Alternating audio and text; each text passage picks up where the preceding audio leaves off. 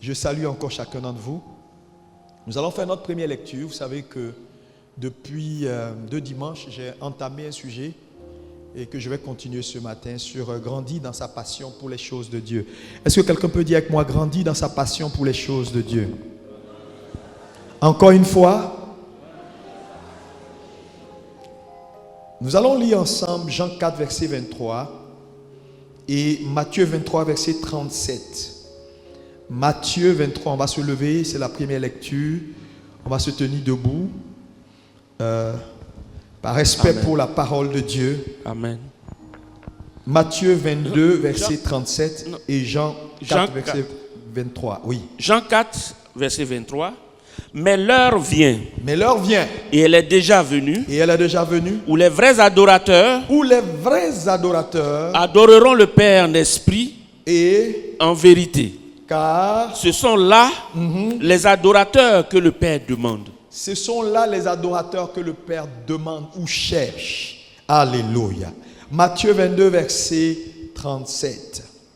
Oui. Jésus lui répondit. Jésus lui répondit. Tu aimeras le Seigneur ton Dieu. Tu aimeras le Seigneur ton Dieu. De tout ton cœur. Tout ton cœur. De toute ton âme. De toute ton âme. Et de toute ta pensée. De toute ta pensée. C'est le premier et le plus grand commandement. C'est le premier et le plus grand commandement. Et voici le second. Oui. Qui lui est semblable.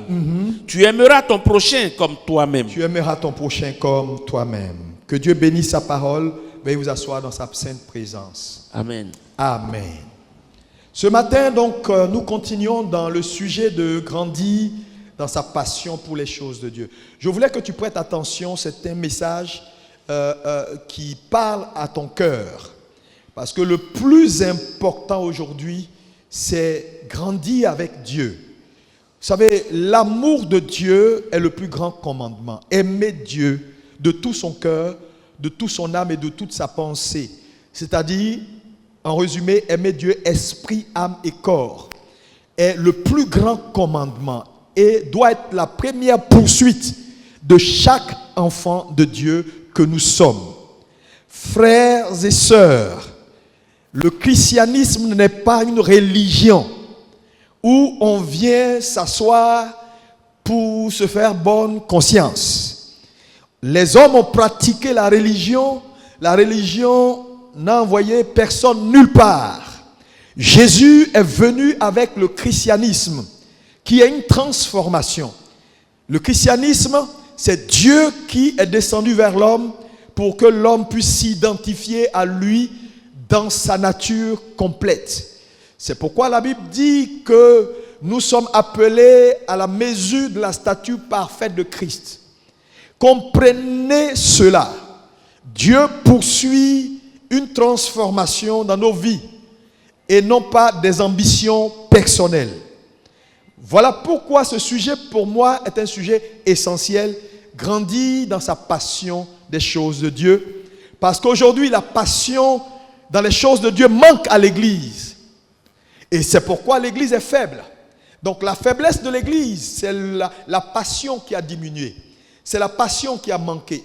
Regardez aujourd'hui, quand on lit la Bible, on a l'impression que le Dieu de la Bible, le Dieu de l'Ancien Testament n'est plus le Dieu aujourd'hui, n'est plus le même Dieu. Quand on regarde l'histoire d'Élie, d'Élisée, mais de tous ces prophètes-là, ils ont fait des choses, ils ont arrêté le soleil, ils ont réalisé des choses incroyables qu'on ne voit plus de notre époque. Alors que notre alliance est de loin meilleure que leur alliance. Ils étaient serviteurs de Dieu sous l'ancienne alliance. L'alliance qui était couverte par le sang des animaux. Mais aujourd'hui, notre alliance est une alliance meilleure et supérieure. C'est le sang de Jésus. Mais malgré que nous soyons dans une alliance supérieure, regardez la faiblesse de cette église. Il y a des signes qu'on voit dans la Bible, des choses qu'on lit dans la Bible, qu'on ne voit plus dans l'église. Qu'est-ce qui a changé? Alléluia. C'est simplement une seule chose. L'amour que ces personnes avaient pour Dieu n'est plus le même aujourd'hui. Alléluia. Et là où il n'y a plus de passion, alléluia, les exploits vont manquer. Parce que c'est une chaîne. L'amour crée la passion. La passion, le sacrifice, et le sacrifice, les exploits. Et donc là où il n'y a plus d'amour, la passion va baisser. Et là où il n'y a plus de passion, on manquera d'énergie et de force pour aller au sacrifice. Et là où il n'y a pas de sacrifice, naturellement il n'y aura pas d'exploit. L'Église doit revenir à son premier amour. Dis ça à ton frère. Ce matin, je veux que tu parles comme un passionné de Dieu. L'Église doit revenir à son premier amour. Encore plus fort. Quand on dit de répéter, il faut tous répéter. C'est pédagogique. C'est pour que la parole descende dans ton esprit. Parce que ce qui est dans ta bouche finit par descendre dans ton esprit. Alléluia. Et donc la passion est quelque chose d'essentiel. Et ce matin, nous allons continuer pour voir comment grandir dans sa passion des choses de Dieu. Comme je l'ai dit, c'est le désir dans le cœur d'un homme qui crée la passion, ou l'amour dans le cœur d'un homme qui crée la passion. Et quand vous voyez une structure, un homme ou quelle que soit l'entité qui décroît en termes de volume, c'est parce qu'il n'y a plus assez de passion pour soutenir la croissance. Là où il n'y a pas de passion, il n'y a pas de croissance. Réussir dans sa destinée, alléluia, c'est comprendre l'importance de la passion dans l'œuvre que Dieu nous assigne. Est-ce que quelqu'un peut me dire Amen? Alléluia. Là où il n'y a pas de vrai désir pour les choses de Dieu, naturellement notre cœur va se focaliser sur autre chose. Ce que je veux que tu comprennes ce matin, c'est le fait que cette affaire de passion-là, ça dépend sur quoi ton cœur se fixe. Si ton cœur se fixe sur autre chose que Dieu, naturellement le processus va s'enclencher. Parce que ce que tu aimes, avec un cœur réellement sincère, finira par créer de la passion dans ton cœur. Et ce qui crée de la passion dans ton cœur, cette passion va finir par te conduire vers une vie de sacrifice. Tu seras prêt à tout pour avoir la chose et garder la chose, ou voir la chose réussir. Et cette vie de sacrifice, naturellement, va créer de l'exploit. C'est la même chose.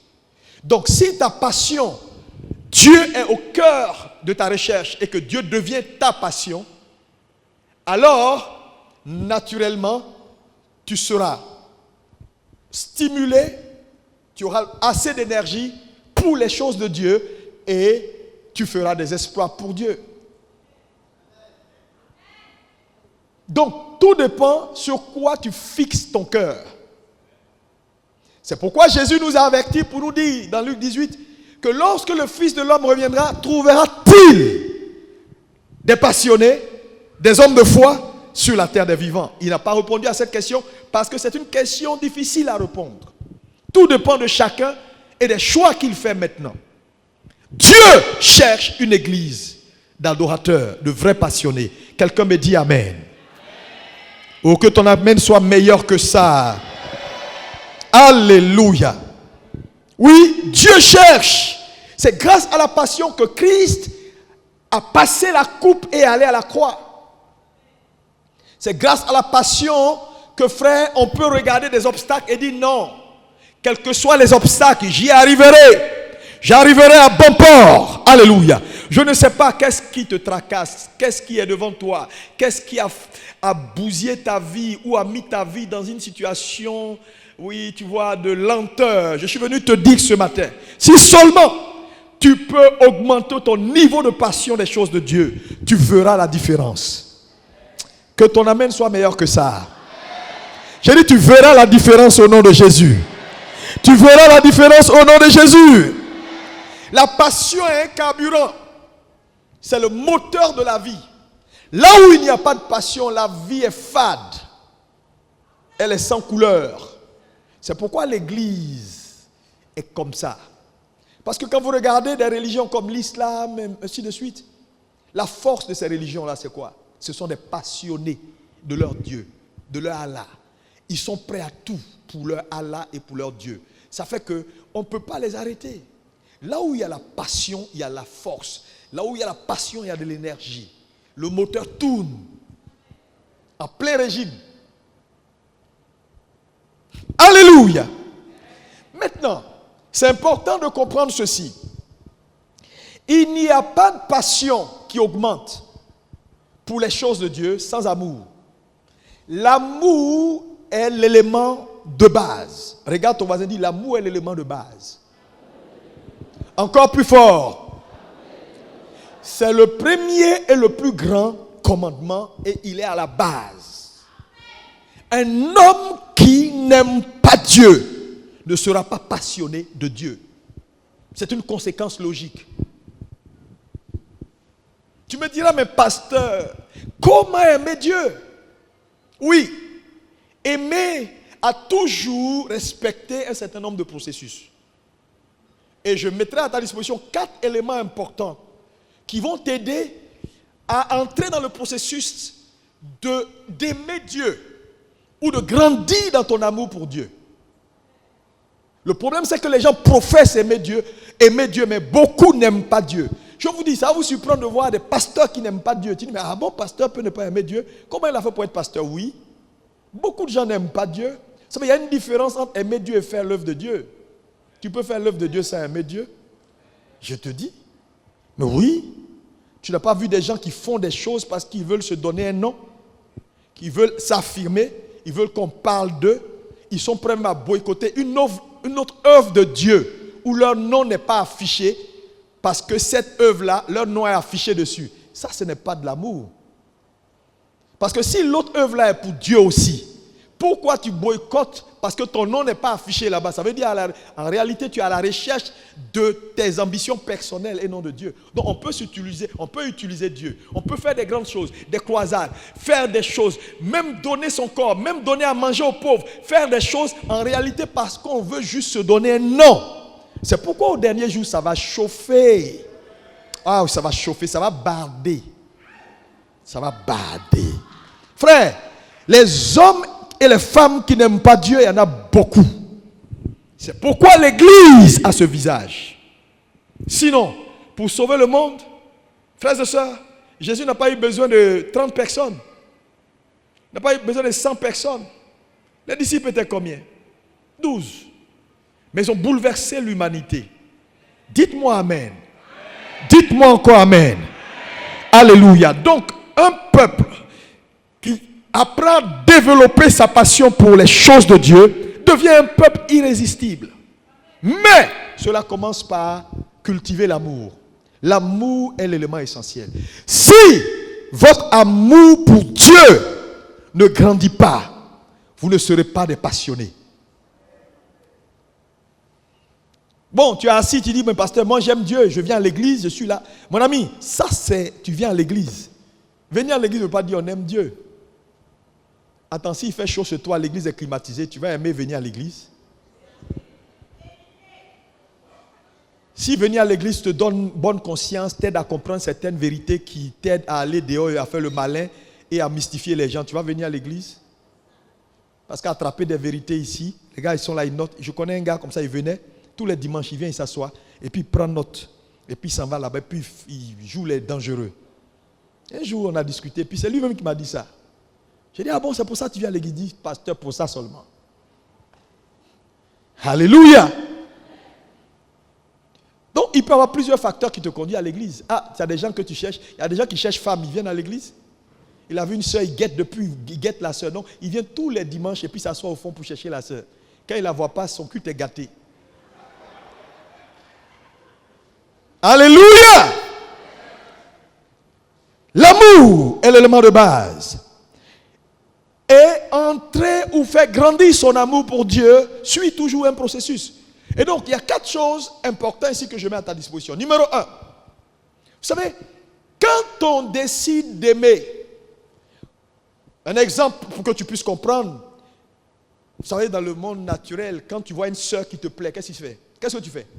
Pour vous qui avez été des gros dragueurs, et il y en a même qui sont encore des gros dragueurs, étant assis dans l'église.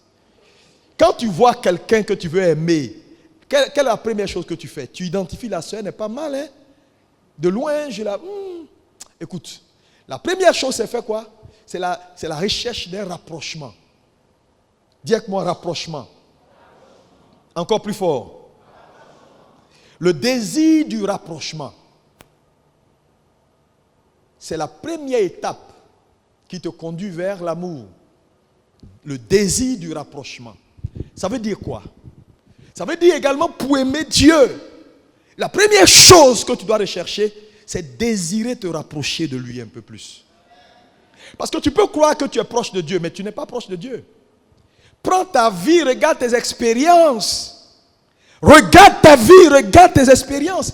Une journée qui se lève, quand tu t'es levé à 6 heures du matin jusqu'à minuit, en termes de pourcentage, Dieu occupe combien de pourcents de place? Tu t'es levé, tu as murmuré quelques prières, tu as pris ton déjeuner, tu es allé au travail, tu as fait toute la journée, tu as parlé avec ta secrétaire, tu as parlé avec X, Y, Z, tu as mangé à midi, le soir, tu rentres à la maison, tu es fatigué, les enfants, ça saute, tu parles un peu, tu regardes le journal, tu dors. En priant un peu, en murmurant sur le lit, au Seigneur, garde-moi, tu es parti. Le lendemain. Maintenant, tout ça là, Dieu a combien dedans? À combien dedans? C'est une question que je te pose. Aujourd'hui là, tu prends le message et puis tu pratiques le message. Je veux un peuple qui n'est pas silencieux aujourd'hui. Dis Amen. Amen. Alléluia. Amen. Tu prends le message et tu pratiques le message. Pourcentage Dieu dans tes affaires, c'est combien? Dieu occupe combien de place? Quelle est la place que Dieu occupe dans ta vie? Par rapport à Facebook, Instagram, Twitter, TikTok, tout ce que tu veux. Tes amis, les gens avec qui tu parles au téléphone le plus. Donc, ça veut dire qu'il y a une décision à la base. J'ai vu une sœur qui me plaît. Ça commence par un désir de rapprochement. Parce qu'on ne peut pas aimer quelqu'un, se marier avec quelqu'un, si on ne prend pas la décision de s'approcher de la personne. Ou bien vous avez vu un mariage comme ça. Moi, je ne sais pas si vous avez... Moi, j'ai déjà vu ça. Hein. Bon mariage, où tu as vu la personne quelque part loin. Et puis tu dis, elle n'est pas mal. Et puis depuis là, tu dis, elle n'est pas mal. Elle n'est pas mal. Et tu te lèves, tu vas habiter au Japon. Elle n'est pas mal. Elle n'est pas mal. Elle n'est pas mal. Elle n'est pas mal. Il y a un adage qui dit loin du cœur, loin des yeux. Ça veut dire quoi? Ça dit que naturellement, le rapprochement même crée déjà un élément. C'est pourquoi tu vas lui demander son numéro de téléphone. Numéro 1 pour établir un contact. Ok. Elle te donne son numéro de téléphone. Et puis un jour, elle est là. Allô, c'est moi. Je t'avais rencontré au supermarché. Tu vas bien? Ah oui, oui, c'est monsieur Paul. Ok, monsieur Paul. Mais attends, tu ne lui dis rien. Elle s'en fout de toi. C'est juste un bonjour. Maintenant, après encore, tu appelles. Ah, c'est pour voir si tu te portes bien. Elle va maintenant dire, le type là, il est gentil. Et puis aussi, elle prend son téléphone. Allô? J'espère que tu vas bien, Paul. Ah oui, je voulais même te dire, tu fais quoi le soir là? Je vais passer te chercher pour... on va manger quelque chose. Manger. Maintenant, on est assis à table. Et puis tu dis, ah! Donc, le rapprochement. Donc, avec Dieu, c'est la même chose. Vous voulez aimer Dieu? Il faut le courtiser.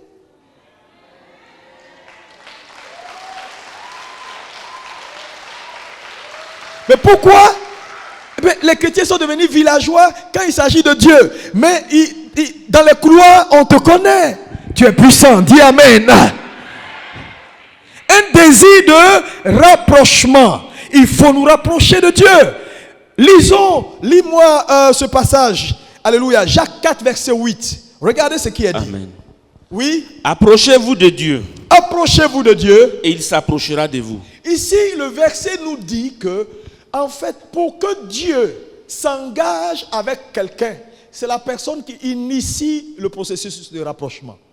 C'est-à-dire que vous avez la responsabilité d'initier le processus pour que Dieu vienne vers vous. Alléluia. C'est la même chose. Un homme qui veut d'une femme, il initie le processus et la femme, à un moment donné, elle s'ouvre et elle commence à venir. Pour qu'une femme prenne taxi, venir chez toi à la maison, c'est toi qui as commencé. Hein? C'est vrai qu'il y a des femmes qui commencent maintenant. Dans tous les cas de figure, il faut un pour commencer, initier le processus. Mais on nous dit ici que Dieu, dans le cas du Seigneur, c'est si vous vous approchez de moi, je m'approcherai de vous. Alléluia. Proverbe 8, verset 17. Regardez ce qui est dit. Proverbe 8, verset 17. Oui. Qu'est-ce qui est dit? Proverbe 8, verset 17. J'aime ceux qui m'aiment. Ah, ça c'est fort. Et ceux qui me cherchent me trouvent. J'aime ceux qui m'aiment. Ça veut dire quoi? L'amour de Dieu, pour que Dieu, tu deviennes un intime de Dieu. Dieu dit, si tu décides de faire de moi un intime, tu seras mon intime. Donc on n'entre pas dans l'intimité de Dieu comme ça. On décide. Et ce matin, je suis venu dire à quelqu'un, il va falloir décider. Parce que ce que tu fais là, c'est amusement. Il faut décider. La soeur, tu cherches, et puis tu es derrière elle matin, midi, soir. Je sais combien de fois tu es chaud. Combien de fois, même ta femme là, pour la voir là, tu sais comment, on sait comment tu as fait. Tu ne dormais pas. À minuit, tu es là, un bouquet de fleurs. Tu tournes là, tu appelles à 2h du matin. Pourquoi ne pas aussi appeler Dieu? Parle avec le Seigneur. Tu vas bien, Seigneur? Et je pense que les affaires se passent bien. Donne-moi les actualités du monde. Est-ce que ça va au niveau de l'évangile? Est-ce que ça va au ciel? Ça se passe bien? Mais parle avec le Seigneur. Je vous assure, le désir de rapprochement, commence à parler avec lui, commence à t'approcher de lui, donne-lui plus de temps dans la journée. Tu n'as pas assez de temps pour Dieu. Donne-lui plus de temps dans ton agenda. Au lieu de rester là à faire TikTok, Harry, les causeurs d'Abidjan, les papatos d'Abidjan, toutes ces choses-là, tu connais. Ok, laisse ça et commence à parler avec Dieu, à écouter Dieu, à dire oui. Mais c'est comme ça que le rapprochement se crée. Et tu vas voir qu'un homme qui a identifié une sœur et qui commence à se rapprocher de cette sœur-là, à un moment donné, on les voit, le rapprochement. Alléluia, le rapprochement est ce qui crée déjà des sentiments. Amen.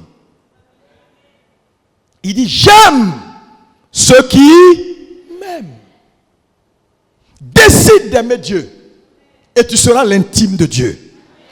Je suis venu t'encourager pour te dire, le christianisme c'est ça.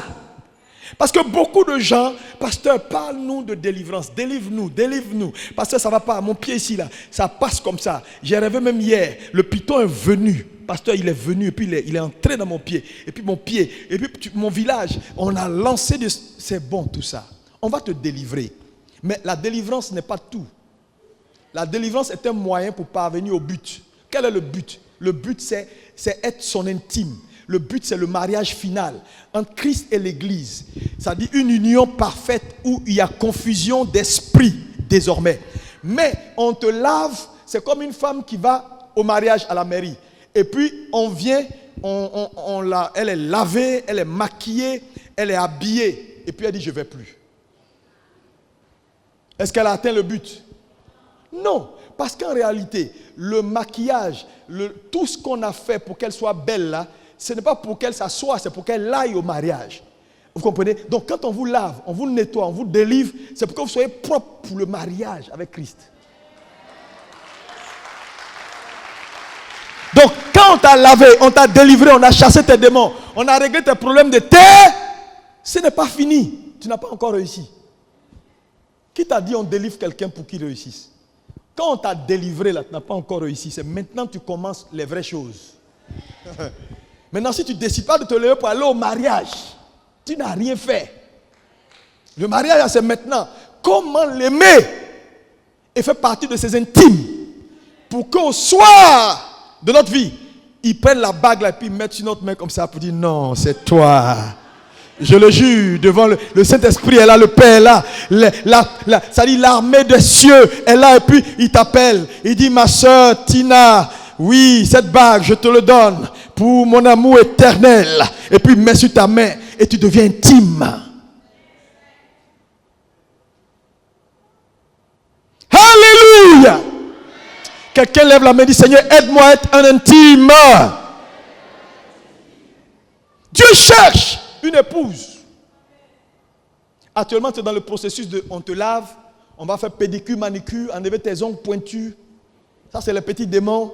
Enlever tes peaux mortes. Ça, c'est le mauvais comportement, caractère bizarre. On va te gommer un peu ici, gommer là. Après, on va faire des trucs rouges ici, bleus ici, verts ici. Donc, mets la robe. Maintenant, tu dis, je ne vais plus au mariage. Pasteur, je suis délivré. Je suis belle. Mais tu es belle pour qui? Le monsieur t'attend là-bas, lève-toi. Tu dis, non, mais le plus difficile est fait, non? Non, c'est maintenant l'affaire commence. Tu dois te lever avec une robe difficile comme ça, marcher, entrer dans la voiture, aller à l'hôpital, à l'église. Et puis on va vous bénir. Vous êtes déclarés mari et femme au nom du Père, du Fils et du Saint-Esprit. Et puis on crie Amen. Le désir de rapprochement, tu dois prendre la décision aujourd'hui de te rapprocher de Dieu. Deuxième chose, étape importante, lorsqu'on décide de se rapprocher, ce n'est pas tout. Quand un homme voit une sœur et puis il décide de se rapprocher de la sœur, c'est juste la première étape, n'est-ce pas? Il commence à parler, à causer et tout. Mais l'objectif du rapprochement, c'est quoi? Mieux la connaître. Donc la deuxième étape, c'est la recherche de la connaissance de ce Dieu qu'on veut aimer.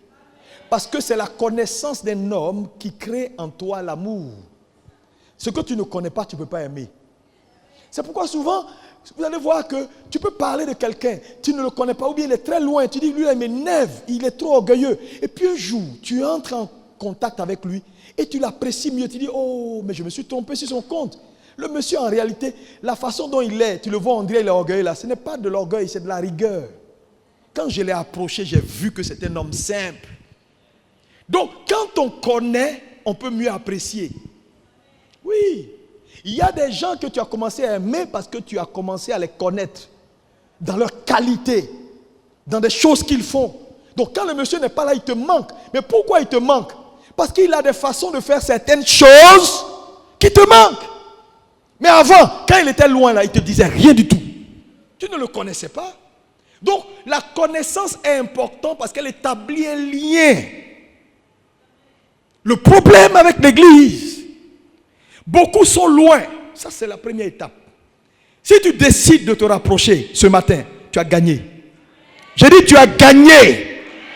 Oh, dis-moi Amen et reçois la grâce. Que cette grâce de te rapprocher vienne sur ta vie maintenant au nom de Jésus. Quand tu es proche, et tu vas voir ce monsieur-là avec cette sœur-là, qu'il a rencontré.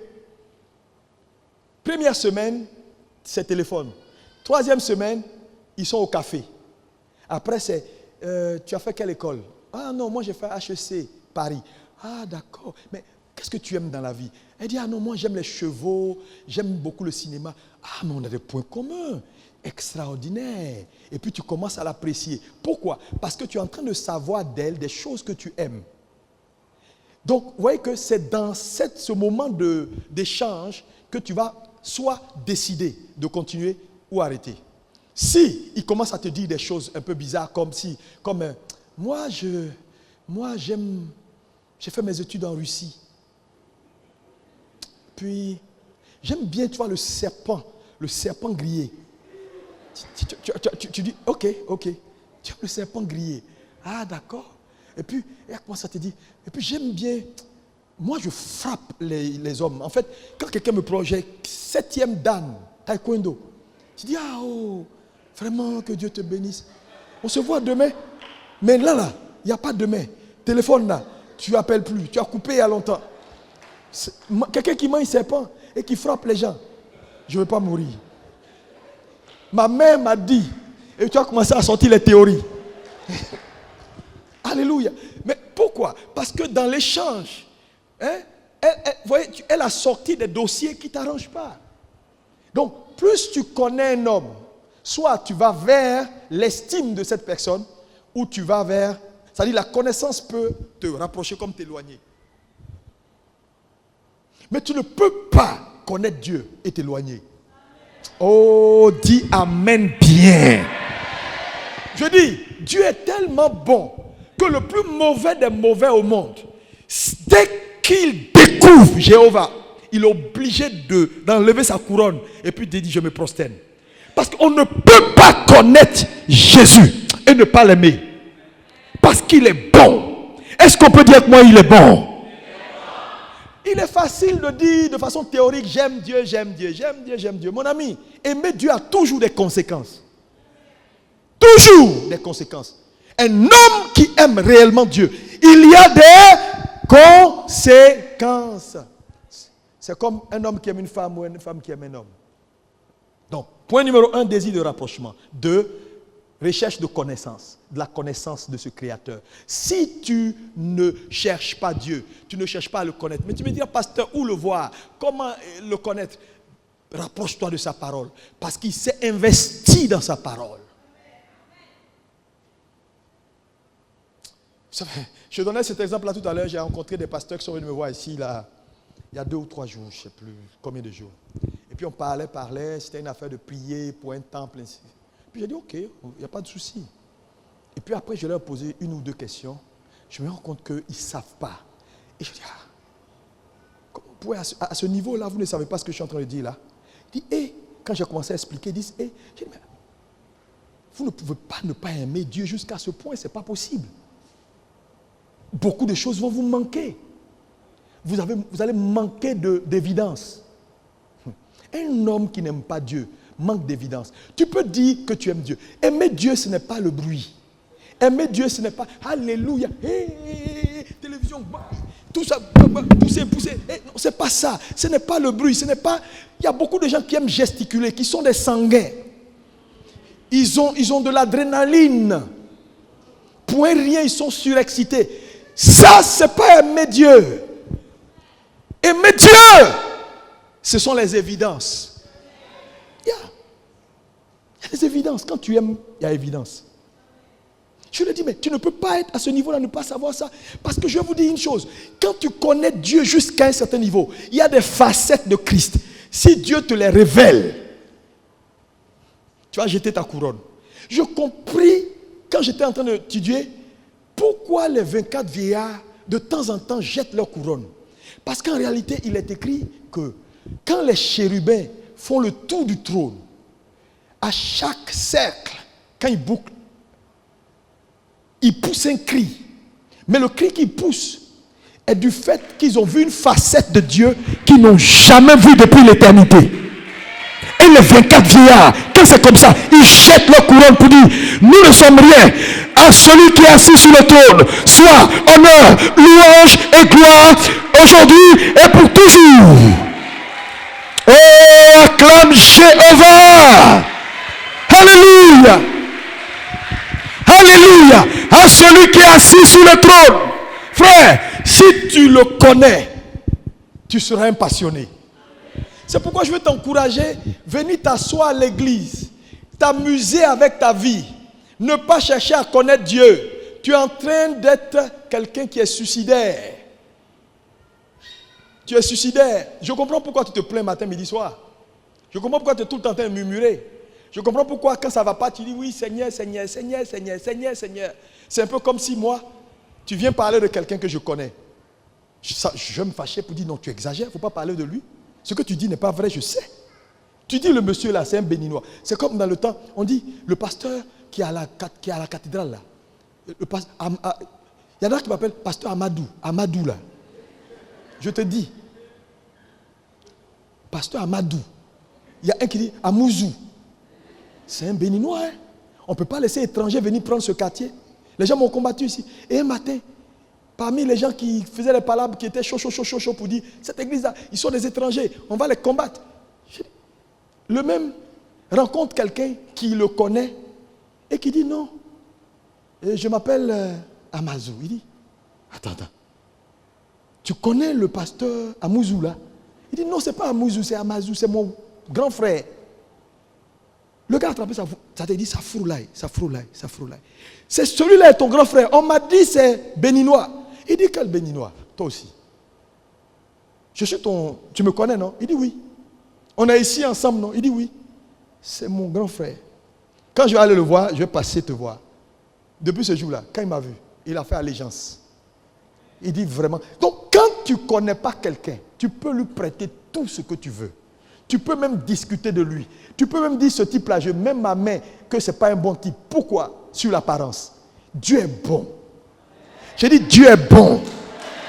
Oh. Tu sais, peut-être tu ne l'as jamais expérimenté. Je te dis, je te regarde. Si tu vois qu'on s'est vendu là, c'est parce qu'on a vu dedans. Dieu est bon. Il ne faut pas dire des choses que tu n'as jamais expérimentées.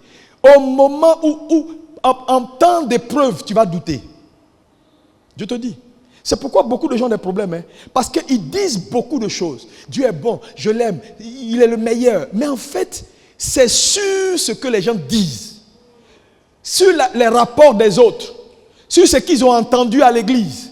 Mais ils n'ont jamais eux-mêmes expérimenté l'amour réel de Christ. Et donc, quand ils sont face à l'adversité, ils sont perplexes.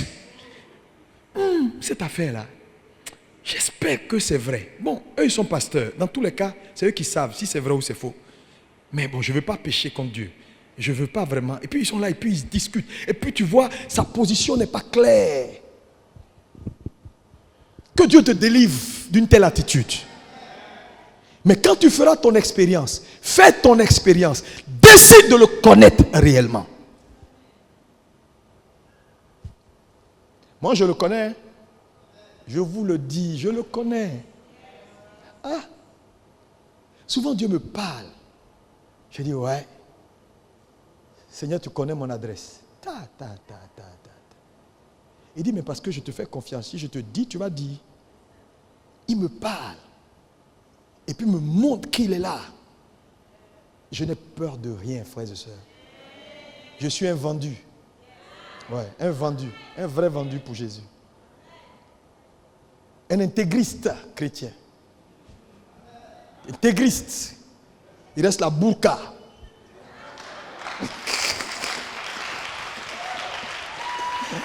Alléluia! Est-ce que Dieu peut compter sur quelqu'un dans cette salle-là? Oh, si c'est toi, lève-toi et dis Amen.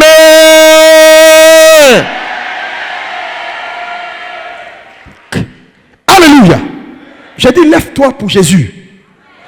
Attends, on dit lève-toi, tu es assis.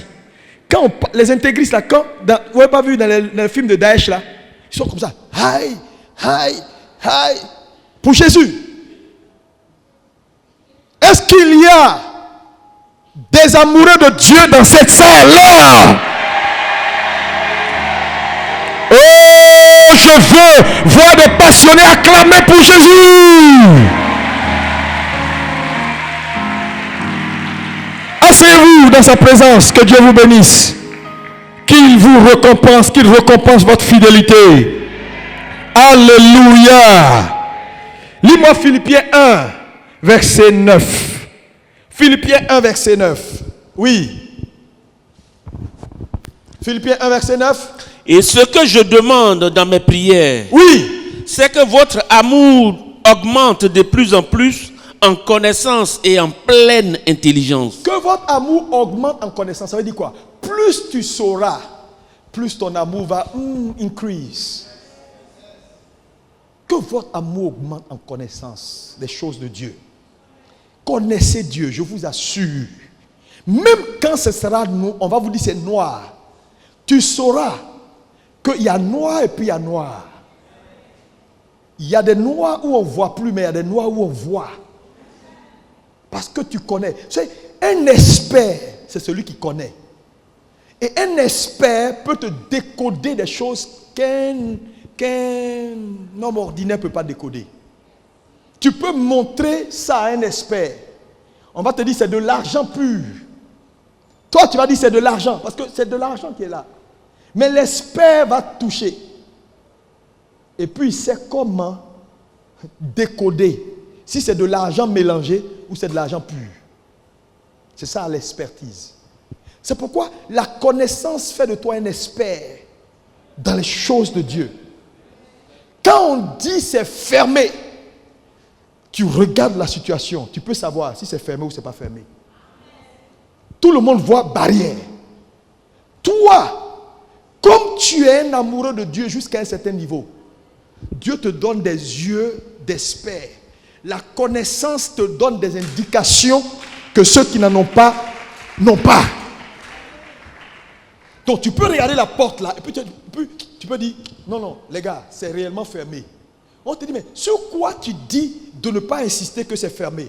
Tu dis, je vous dis, cette porte là est verrouillée. Ou tu peux dire, non. Vous voyez la porte, hein? Mais en réalité, ce n'est pas une porte. Pourquoi? Parce que tu es un expert. Connaître Dieu va te mettre au-dessus de tes contemporains. Connaître Dieu va te lever au-dessus des communs des mortels. Connaître Dieu va te mettre dans une sphère de surnaturel. Tu seras surnaturel dans ton comportement, dans ta façon de marcher. Les gens ne vont pas te comprendre. Tu marches avec les gens. Tu es dans une génération, mais les gens ne te comprennent pas. Tu es dans une génération, mais tu es toujours au-dessus du lot. Tu es dans une génération, mais tu as ce qu'on appelle advanced knowledge. Avant que les choses ne soient, tu as déjà perçu. Tu es différent, quoi. Et le commun des mortels dit, mais c'est qui ça? Il est bizarre. Tu sais certaines choses que tout le monde ne sait pas. Connaissez Dieu. Dieu est multifacette. La connaissance de Dieu ne se limite pas à cette affaire théorique qu'on met dans la tête. On lit les versets puis on laisse dans la tête là. Je vous assure. On te sort n'importe quelle doctrine. Tu peux recadrer la doctrine et la placer dans son contexte. Oh. Saint-Esprit, il faut connaître Dieu. Hein? Il y a des gens qui marchent avec Dieu qui ne savent pas ce que Dieu aime, ce qu'il n'aime pas. C'est quel amour que vous êtes en train de bâtir? Tu ne sais pas ce que Dieu aime, ce qu'il n'aime pas, ce qu'il est capable de faire et ce qu'il n'est jamais capable de faire. J'ai posé cette question à un pasteur. Qu'est-ce que Dieu ne fera jamais? Il me regarde et dit, je ne sais pas, il est Dieu. Hein? Vous savez, Dieu, il est Dieu. Et puis, laissons-le là où il est. Ça, c'est des paroles de religieux. J'ai dit, il y a des choses que Dieu ne fait pas. Si tu ne sais pas ça, tu vas lui attribuer des choses qui ne sont pas bonnes. Ton jugement sera biaisé vis-à-vis de lui. Il faut le connaître. Il faut le connaître. Jésus connaissait son Père. Même quand Dieu doit réagir, il sait, il dit, calmez-vous, il va faire.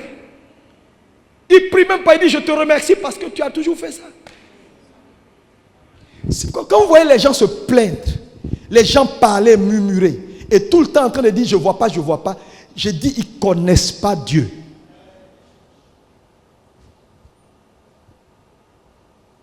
Tu peux rencontrer mon fils et lui demander certaines choses, il va te dire, non, ça c'est pas mon papa, il ne fera pas. Quand il te dit il ne fera pas, là, c'est parce qu'il connaît son père.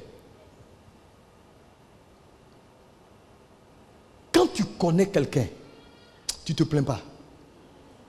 Surtout si c'est quelqu'un qui t'a toujours montré les choses. Je le fais comme ça et je ne ferai jamais ça comme ça. Tu ne vas jamais te plaindre. Ah non, Dieu ne fait pas ça. Depuis là, on ne le comprend pas. Dans tous les cas, il est souverain. Ça dit, cette façon de parler là, c'est un aveu d'impuissance. Il est souverain, il fait ce qu'il veut. S'il veut le faire aujourd'hui, il fera. S'il ne veut pas le faire demain, il fera. Dans tous les cas, c'est entre ses mains. Si tu veux, il ne faut pas faire. Dans tous les cas, on est là, on te regarde. C'est toi qui vas avoir honte. C'est-à-dire, ces histoires-là, c'est-à-dire, c'est quand les gens n'ont pas de solution, ils ne savent pas quoi faire, ils ne savent pas où placer Dieu, qui disent des choses comme ça. Mais quand tu sais où le placer, même quand ce n'est pas fait, tu dis, je le connais. Le gars là, il ne fait pas ça. Il y a des choses, il ne fait pas ça. Tu peux dire à 100% que ça là, Dieu ne fait pas ça. Sans douter. Mais arrivé à ce niveau-là, tu es très mature.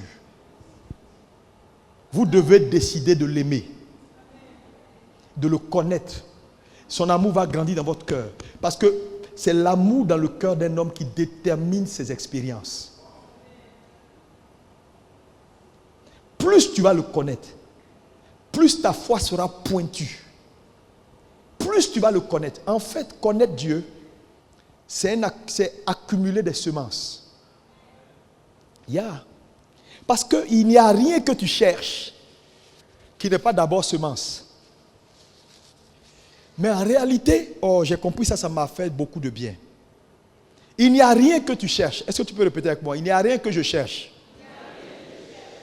qui n'est pas sous forme de semence. C'est ma connaissance de Dieu qui me confère cette semence. Ça veut dire quoi? C'est un homme qui manque de connaissance va manquer de semence. Yeah? Dans un domaine où tu n'es pas productif, en fait, ce qu'il te faut, c'est aller vraiment étudier Dieu dans le domaine. Quand tu le connaîtras dans le domaine, tu vas recevoir la semence dans ton esprit. Et puis tu vas porter le fruit. Je te dis la vérité. Si tu n'as pas encore porté le fruit, c'est parce que tu n'as pas encore trouvé la semence. Mais la semence, ça ne se trouve pas dans les plaintes, dans les bavardages et dans les promenades de programme en programme. Ça se situe au pied du maître. Acclame, acclame, acclame, acclame.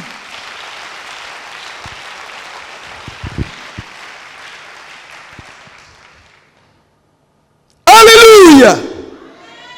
Hébreux 6, verset 11. Oui. Donc, pas Hébreux 6, Proverbe 8, on a lu tout à l'heure, verset 17. On a lu. Lis-moi maintenant 2 Pierre 3, verset 18. 2 Pierre 3, verset 18. Oui. Nous parlons de la recherche, de la connaissance de Dieu. Oui. Croissez dans la grâce. Oui. Et dans la connaissance de notre Seigneur et Sauveur Jésus-Christ. Croissez dans la connaissance de notre Seigneur et Sauveur Jésus-Christ. Quelqu'un dit quoi? Je crois dans la connaissance de Dieu. Je crois dans la connaissance de Dieu. Troisième chose. Dis avec moi, troisième étape. On est sur la même longueur d'onde, non? Numéro 1. Quand on veut aimer. Étape numéro 1. Désir de rapprochement. 2. Recherche la connaissance de la personne. 3. C'est l'engagement maintenant. Tu ne peux pas dire que tu aimes quelqu'un s'il n'y a pas d'engagement. L'engagement, c'est quoi? J'ai vu une sœur de loin. Elle ne m'a jamais rien dit. Mais j'ai vu qu'elle a une bonne silhouette. J'ai dit, bon, ok, je vais prendre son téléphone. Je vais la saluer. Je l'appelle de temps en temps. Donc, je crée le désir de rapprochement. Nous voilà en train de causer, discuter, aller au restaurant. Ce qui n'était pas avant. Ensuite, dans les discussions, j'arrive à la connaître, à savoir de quelle région elle vient, qu'est-ce qu'elle aime, qu'est-ce qu'elle n'aime pas. La connaissance fait que je découvre des bons points chez elle. Et désormais, elle commence à me manquer de temps en temps. Il y a des choses que je veux. Ah, j'ai envie de parler avec elle. Je commence à avoir des désirs, des sentiments pour elle. 3, il faut que j'aille à l'engagement. Parce que l'engagement est le 3e niveau. Ça veut dire quoi? Tu ne peux pas dire à une sœur, je veux te marier, hein, et puis elle est à perpète, toi tu es quelque part. Et puis chaque fois, tu dis, je vais te marier, hein, on marche ensemble. Je vais te marier, hein, on marche ensemble. À un moment donné, elle va te laisser. Si tu n'es pas capable de t'engager, elle va te laisser. Parce qu'elle n'est pas militante de ANC pour marcher seulement. Toi, depuis 10 ans, tu la connais, vous marchez. Qui es-tu? Tu es un militant? Elle n'a pas besoin de militantisme. C'est quelle marche qui ne finit pas? Engage-toi. Prends-la, envoie-la chez tes parents. Et puis commence à dire, papa, maman, voilà la... Engage-toi. L'engagement nous révèle que c'est bon. Donc quand tu t'es rapproché de Dieu, tu as commencé à le connaître, il faut prendre des décisions. Une décision d'engagement. Ça veut dire quoi? On ne vient pas à l'église pour s'asseoir, pour prendre des notes pour partir. Et puis on est là, comme un mercenaire. Seigneur, je t'aime. Et puis on est là. On dit, il y a évangélisation à faire. Seigneur, je t'aime. Je suis là. Mais tu ne bouges pas. Il y a ça à faire. Tu n'es engagé en rien concernant les choses de Dieu. Mon ami, tu es un plaisanté. Tout simplement, un plaisanté. Oui, un vrai plaisanté. 2 Timothée 1, verset 12. Lis-moi ça. Oui. Et c'est à cause de cela que je souffre ces choses. Oui, je souffre ces choses, oui. Mais j'en ai point honte. Mais j'en ai point honte. Car je sais en qui j'ai cru. Je sais en qui j'ai cru. Et je suis persuadé. Je suis persuadé. Qu'il a la puissance de garder mon dépôt jusqu'à ce jour-là. Quand tu arrives à la persuasion, tu es en train de t'engager. La persuasion, je suis engagé. Je suis prêt à tout, à souffrir ce que je souffre là. Parce que je sais en qui j'ai cru. Ça veut dire à un moment donné, tu as marché tu t'es rapproché, tu connais la personne. Il faut arrêter de marcher. Il faut prendre des décisions. Seigneur, maintenant, je vais afficher devant tout le monde que je suis chrétien. Je vais dire à papa, à maman que je vais à l'église. Je vais aller faire évangélisation où on prend ma photo, on met dans le journal. Il y a des chrétiens ici, ils ont peur. Quand on va faire des trucs, pasteur, il ne faut pas les photographes. Même je vois les photographes là. Demandez aux jeunes photographes là. Il y a des gens, quand ils veulent prendre photo, il ne faut pas, ça va apparaître sur votre Facebook. On va dire, je vais à l'église. Parce que le monsieur dans son quartier, on l'appelle Joe. Joe, tu vas à l'église? On t'a vu sur Facebook de ABMC. Non, j'étais allé juste pour voir. C'était un mariage là. Mon ami, si tu n'es pas prêt à t'afficher avec moi, laisse-moi. Tu ne veux pas t'afficher avec Dieu. Il faut oublier tes histoires. Seigneur, je t'aime, éternel. Il y a des gens, on dit évangélisation, monter dans le car, on prend les camions pour les propagandes là, où les gens chantent, ils dansent là. Il y a des responsables ici, ils refusent de monter. Ils disent quoi? Je vais circuler dans la ville en t-shirt, Jésus t'aime, en train de dire, wow, Jésus. Non, pasteur, il ne faut pas faire ça, je suis quand même un cadre. Pasteur, ça fait pas sérieux pour mon standing. Ton standing.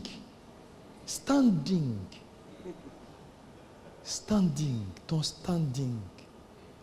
Hein? Les musulmans là, présidents ou quoi, ils sont quoi? Ah, ils mettent, même vendredi, ils mettent chapeau blanc, boubou, pour montrer qu'ils sont de l'islam. Ils vont à la mosquée, ils mettent à la télé. Et puis ils font comme ils prient. Pourtant, ils s'apprêtent à renvoyer quelqu'un, à faire mater une opposition. Et puis, mais ils mettent ça à la télé. Toi, chrétien né de nouveau, tu ne peux pas t'afficher avec ton Dieu. Tu parles de standing. Voilà pourquoi l'église est faible. Parce que notre militantisme là, personne ne voit ça. Mon ami, je veux te dire, il n'y a pas d'amour sans engagement. Il faut oublier ça. C'est pas possible. C'est pourquoi l'islam est puissant. Ils sont engagés. Daesh. Les gens ont tout fait pour éliminer Daesh. Ils n'ont pas pu. Boko Haram là. Mais attends, quelqu'un qui est prêt à mourir, qu'est-ce que tu peux faire pour quelqu'un qui est prêt? Ils sont prêts à mourir. Quand quelqu'un est prêt à mourir, on ne peut plus rien faire pour lui. C'est pourquoi le terrorisme, c'est une idéologie. On ne peut pas vaincre le terrorisme par les armes. Parce qu'une idéologie, on ne peut pas tuer une idéologie par des armes. Tu tues un sort. Tu tues un sort. Si les chrétiens arrivent à cette idéologie et comprennent que leur amour pour Dieu, pour Jésus-Christ de Nazareth doit grandir et qu'ils deviennent des chrétiens engagés pour le royaume. Vous qui êtes ici, vous êtes suffisants pour comprendre toute la Côte d'Ivoire. On dit disciples. Vous êtes là, non? On va voir vos disciples là. Vous savez ce qu'on appelle disciples? Vous savez ce qu'on appelle disciples là? Disciple. Le disciple, il a toujours un maître. Le disciple, il écoute les enseignements du maître. C'est ce qui fait de lui disciple. Les enseignements. La notion de disciple, c'est une notion terrible. Le disciple suit son maître. Oui. Il s'identifie à part entière à son maître. C'est pour aller voir que les sectes où il y a de véritables disciples, quand le maître dit le vendredi qui arrive, c'est suicide collectif parce que notre divinité a dit de venir, tous les disciples sont là-bas. Et puis ils se mettent dans la chambre comme s'ils ne réfléchissent pas. Et puis ils se suicident tous. On a vu des cas comme ça. Parce que la notion de disciple-là, ce n'est pas une petite notion. Vous devenez des hommes qui n'avaient plus de vie. Jésus ou rien. Mais notre disciple-là, de la Tchèque Poisson d'aujourd'hui, là, il y a un pétard, boum, hein? Disciple-là fashion? Non, ça ne doit plus être ainsi. Si nous voulons gagner ce monde pour Jésus, on doit être de vrais disciples. Tu vas renoncer à beaucoup de choses. Hein? Il n'y a plus honte pour Jésus. Ah non. Ah non. Ah non. Disciple à l'église, pas un dehors. Disciple à l'église, pas un au bureau. Disciple à l'église, pas un quand tu es avec tes collègues. On ne sait pas qui tu es. Parce que tu es habillé en mini, avec ton dos dehors. Ça, c'est quand tu as tes collègues. Quand tu viens à l'église, tu cherches les robes. Tu as placard à 2 compartiments. Là où il y a les robes longues, les robes gonflées pour l'église. Et puis il y a l'autre placard avec les mini et puis les trucs plaqués, dos dehors, ventre dehors, avec les maquillages, 2 types de maquillage. Quand on te voit dans le monde, tu ressembles à un païen. Quand on te voit à l'église dimanche, c'est la sœur Marie. Disciple, ça là? Non, amusement. Disciple. Tu sais ce qu'on appelle disciple? Là où il n'y a pas d'engagement, il n'y a pas d'amour. Il n'y a pas d'amour. Tu es dehors là, tu n'as pas peur de t'habiller d'une certaine façon. Mais pourquoi tu as honte de porter ça pour venir à l'église? Ça veut dire que toi-même, tu n'es pas clair. Dieu, il est partout avec toi. Le vrai problème, c'est quoi? Quand on n'a pas cultivé, on n'a pas grandi avec la conscience de Dieu, on pense que Dieu est quelque part où on va le trouver. Dieu n'est pas quelque part où on va le trouver. Il est avec toi partout. Que quelqu'un revienne au Seigneur. Dis Amen. 2 Chroniques 15, verset 12. 2 Chroniques 15, verset 12. Votre engagement est la 3e étape. Oui, vas-y. Ils prirent l'engagement de chercher l'Éternel, Oui. le Dieu de leur père, de tout leur cœur et de toute leur âme. Merci. Et Il prit l'engagement. Tu dois prendre l'engagement ce matin. De dire, à partir d'aujourd'hui, je ne suis plus silencieux pour Dieu. Est-ce que tu peux lever la main droite? À partir d'aujourd'hui, je ne suis plus silencieux pour Dieu. Tout ce que mes mains trouvent à faire pour Dieu, je le ferai.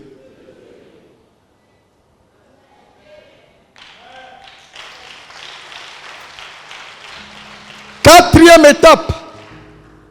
étape. Numéro 1, c'est quoi? Dans le processus d'aimer, le désir de rapprochement. 2, recherche de la connaissance qui nous révèle la personne. 3, l'engagement. Et 4, c'est le partage. Partager ce qu'on a de meilleur avec celui qu'on aime. Tu ne peux pas aimer sans partager avec la personne. Ça veut dire quoi? Tu vois une sœur, tu t'es rapproché d'elle. Vous commencez à causer, tu as appris à la connaître, elle te plaît désormais. Tu t'engages, tu la présentes, tu dis, ah, il faut que je la marie.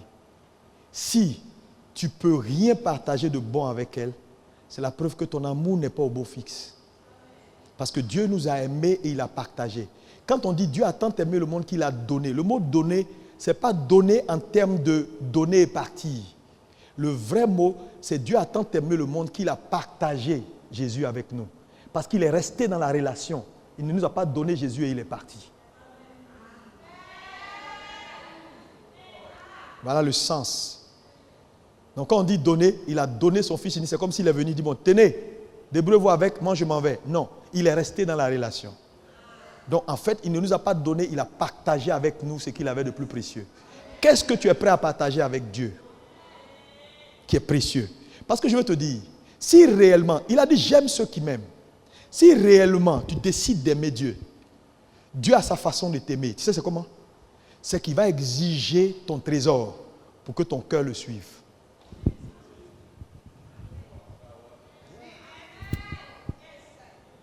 Il va exiger ton trésor. Je te dis, il va te prendre ton trésor. Il va te dire à un moment donné, ça là, je veux ça. Parce que tu dis tu veux l'aimer, non? Lui, il a sa façon de voir si tu l'aimes. Abraham n'a pas échappé. Hein? Il dit, Isaac là, je veux ça. Abraham dit, quoi? Ton affaire là, c'est comme ça? Dieu va te demander. Et les chrétiens avares, les chrétiens qui ne sont pas prêts à partager, mais qui sont là, eux, matin, midi, soir, c'est moi, ma maison, mes affaires. Moi, ma maison, mes affaires. Moi, ma maison, mes affaires. Tu sais, tu es un épios. Oh, je te dis. Et quand Dieu te parle et que tu te reconnais dedans, il faut changer. Parce qu'il y a des grandes choses que tu vas rater si tu ne changes pas. Oui. Depuis que tu es né là, dis-moi, c'est entre toi et moi. depuis que tu es chrétien, si Dieu doit activer ton souvenir maintenant, qu'est-ce que tu as donné à Dieu qui t'a coûté? Et tu peux te rappeler de ça maintenant, là, et puis tu trembles. Réfléchis 2 secondes, et puis trouve-moi ça. Si tu ne trouves rien, il faut aller te repentir. Ça dit, de toute façon, tu es assis là. Un seul record de quelque chose que toi, tu as fait pour Dieu. Et puis ça là, quand on te demande, là, ça ne sort pas de ta tête. Tu ne peux pas dire, parce que quelqu'un qui est en train de chercher maintenant là, c'est qu'il ne sait pas.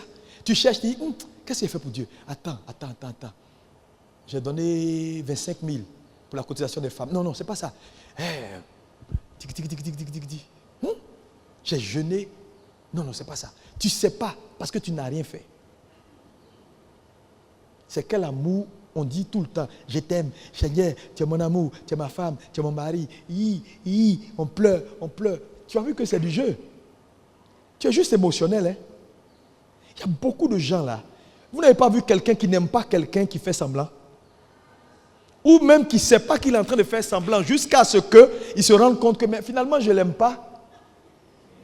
Pourquoi je me fatigue? Mais je te dis, tu penses que tu l'aimes, mais en réalité tu ne l'aimes pas. Parce qu'à un moment donné, tu vas te rendre compte que tu ne l'aimais pas, mais bon, il y a de l'estime, mais pas vraiment de l'amour, quoi. Beaucoup de gens n'aiment pas Dieu. Mets-les face au mur. Dieu n'a qu'à venir les voir le soir pour lui dire, ton trésor, ça là, je veux. Tu verras s'il aime Dieu ou pas. Il va discuter avec Dieu. Il va lier l'ange qui est venu.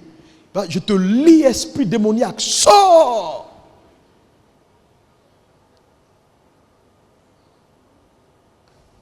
Est-ce que Dieu peut compter sur toi? Quand tu pries, Dieu voit. Quand Salomon a prié, Dieu a su que ce petit-là, en tout cas, si ce n'est pas moi, je ne sais pas qui il aime. Attends, je vais lui donner plus que ce qu'il a demandé. Tu sais, quand tu pries, Dieu sait. Toutes tes prières, c'est Seigneur, n'oublie pas ma promotion. Je dois aller au Canada dans 10 jours. Seigneur, mon enfant, mes affaires, éternel Dieu, mon mariage. Seigneur, après mon mariage, souviens-toi de ma fille. Quand tu as fini avec ma fille, n'oublie pas, tombe sur ma cousine. Après ma cousine, va sur mon cousin. Et puis quand tu as fini avec nous, reviens sur nous. Vous êtes seul dans le monde. Vous êtes seul dans le monde.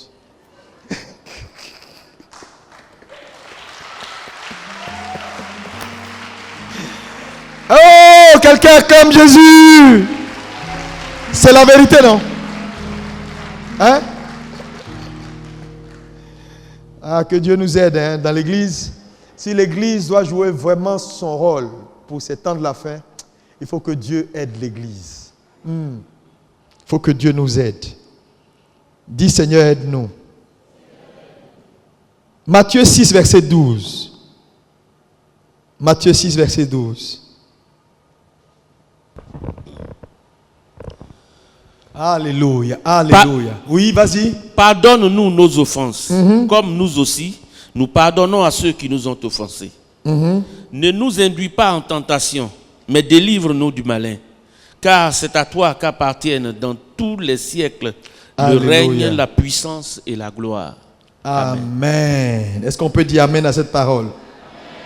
Dieu vous aime.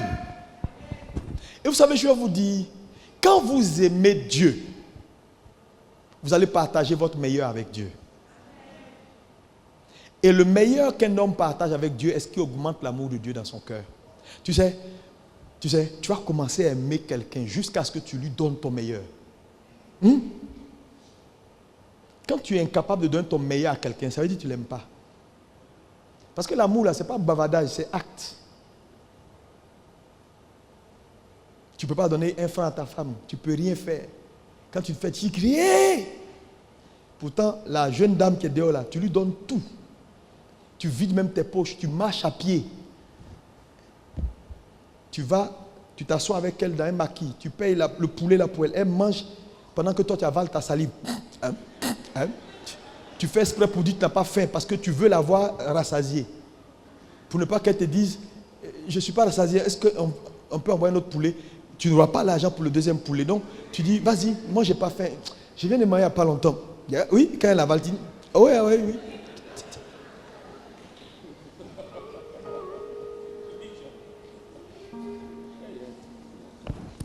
L'amour vrai partage le meilleur.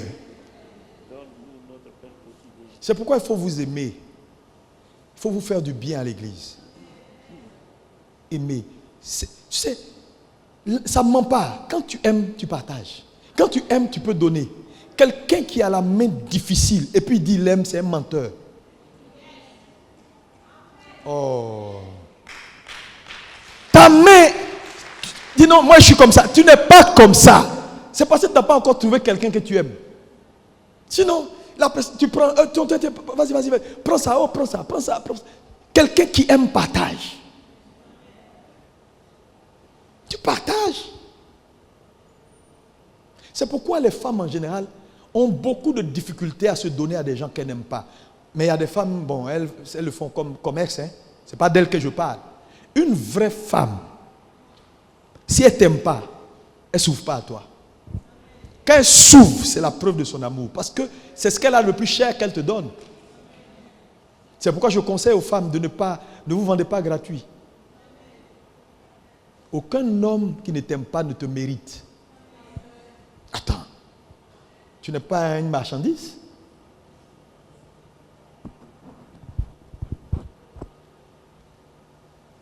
Donc, vous voyez les 4 étapes là.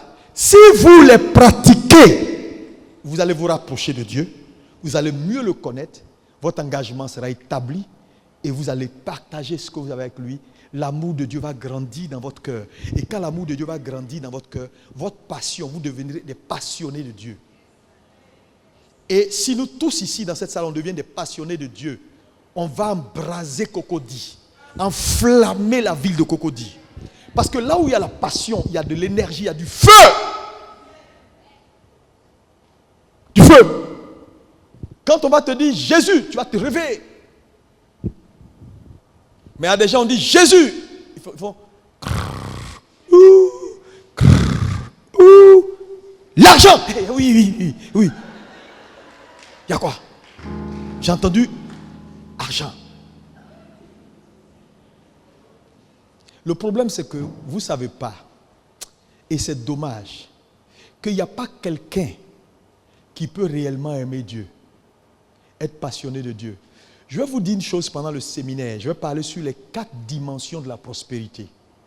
Je vais te montrer que la prospérité n'est pas le fait du travail, n'est pas le fait de quoi que ce soit ton engagement. Prospérité ne vient pas avec le travail. La prospérité est le fait de la confiance de Dieu en un homme.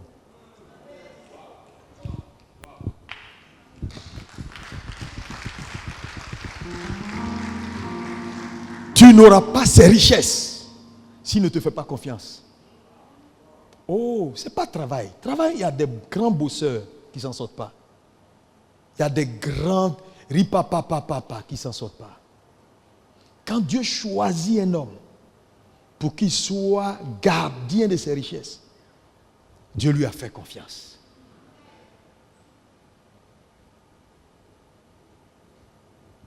C'est pourquoi s'il y a une chose à cultiver, Seigneur, fais-moi confiance. Je te dis, tu vas avoir ce que tu cherches. Tu as vu un homme qui a servi Dieu, qui a fini mal? Non, c'est que c'était un gars qui trompait tout le monde. Mon ami, tu ne peux pas servir Jéhovah, l'aimer. Oh, tous les amoureux de Dieu, je les vois tout le temps. C'est des hommes prospères, des hommes puissants. Et puis avec leur puissance, ils enlèvent leur couronne, ils se mettent à terre, et puis ils crient, et puis ils chantent. Et puis toi-même qui n'as pas le tiers de ce qu'ils ont, tu les regardes avec admiration. Tu dis, on peut aimer Dieu comme ça? Mais oui, on peut l'aimer comme ça. Tu cherches de tels adorateurs. C'est pourquoi il faut arrêter de faire le malin quand tu es dans la présence de Dieu. Tu as le petit malin, on dit louer Dieu, tu es là, tu ne peux pas te mettre à genoux, tu as du mal à louer, à danser. Quand tu vois les autres qui en font, tu dis, mais ceux-là, ils en font un peu trop. Ils n'en font pas trop. Ils aiment Dieu. C'est leur expression corporelle. C'est leur seule manière. Ils n'ont pas autre chose. C'est comme ça ils sont. Il faut faire pour toi aussi. Que chacun fasse pour lui. Que chacun fasse pour lui. Je vais te donner 4 choses, rapidement, qui vont te manquer si ta passion pour Dieu n'augmente pas. Là, je t'ai montré comment grandir dans ton amour, les étapes pour te rapprocher, pour le connaître, t'engager et partager avec lui. Tu sais, tu vas manquer de ces choses-là si ton amour, si ta passion ne monte pas. Si ta passion pour les choses de Dieu ne grandit pas, ces choses vont te manquer. Numéro 1, tu vas manquer de force et d'énergie. Oui. Jean 2, verset 17. Tu vas manquer de force et d'énergie.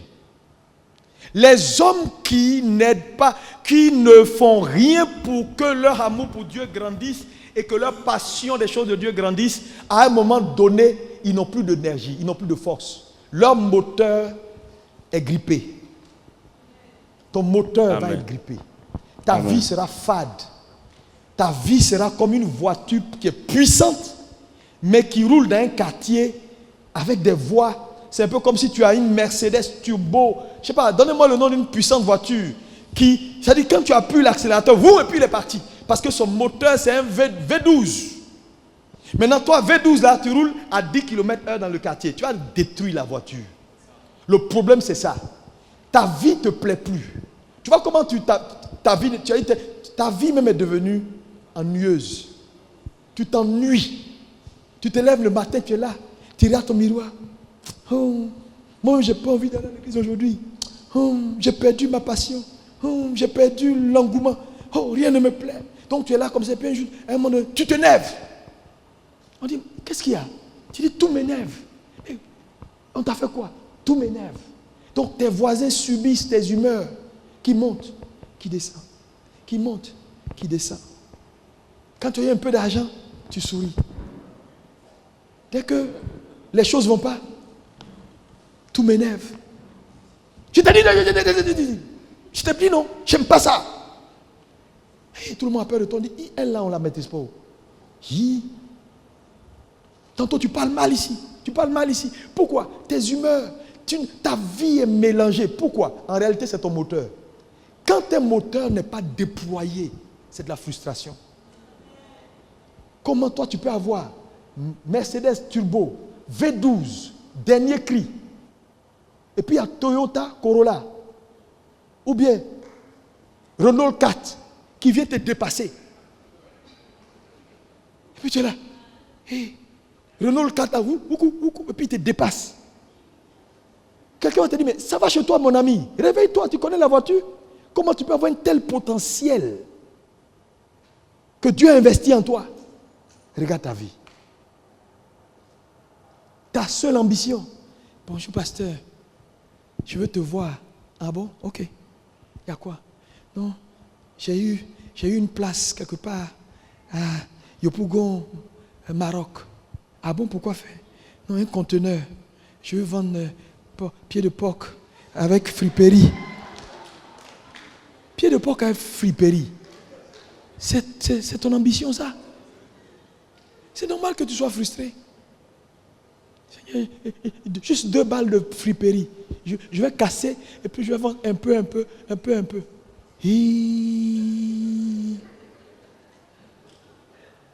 Jésus est en toi.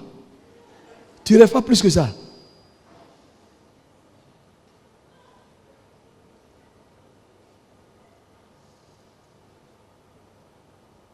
Non, souvent ça me fait mal, je t'assure. Petit parfum, on t'a donné. Quelqu'un t'a donné en passant, il est arrivé de Paris, t'a donné. Depuis 7 mois, le parfum est là. Tu as peur de prendre, tu pompes ça comme ça. Oh Seigneur, le parfum. Faut pas, ça va finir. Il reste un fond. Tu cherches alcool. Comment percer pour mettre alcool dedans pour que ça reste un tout petit peu. Quand ça sort beaucoup, tu te... Hein?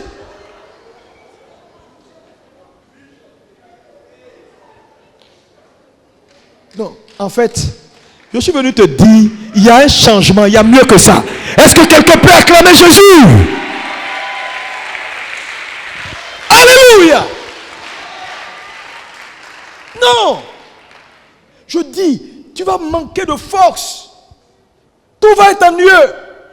Les choses ne vont pas marcher autour de toi. Pourquoi? Parce que ton moteur là, ce n'est pas dans un quartier comme ça. C'est les grandes voies. Les voies élargies. Quand tu lances, en une seconde, tu es à combien de kilomètres? Voilà ton niveau.